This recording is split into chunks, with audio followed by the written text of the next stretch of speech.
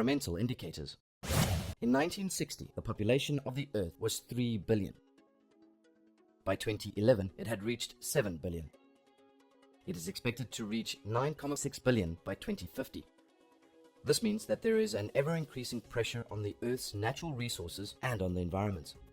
Environmental indicators measure the impact that human activities have had on the environment and natural resources. One environmental indicator is the carbon footprint. This measures the amount of greenhouse gases that are produced by human activity in a year. An increase in greenhouse gases results in climate change. The unit of measurement is tons of carbon dioxide, that is, CO2 per capita. Carbon dioxide is produced by burning fossil fuels to generate electricity, by vehicle emissions, and by industries. People in developed countries have a greater carbon footprint than those in developing countries, as there are more industries, more vehicles, and there is more burning of fossil fuels. For example, Australia, a developed country, has a carbon footprint of 16.5 tons of CO2 per capita per year.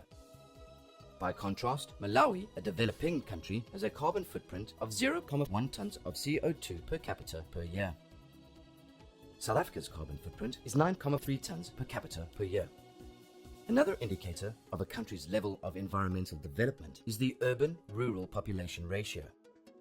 In developed countries, there is a higher proportion of urban population, while in developing countries, the proportion of rural population is higher. For example, in Denmark, 88% of the population lives in urban areas and only 12% in rural areas. Whereas in Burundi, 88% live in rural areas and just 12% in urban areas. South Africa's population is 64% urban. Need more help? Subscribe to our channel or dive into our expert textbooks and get that learning edge.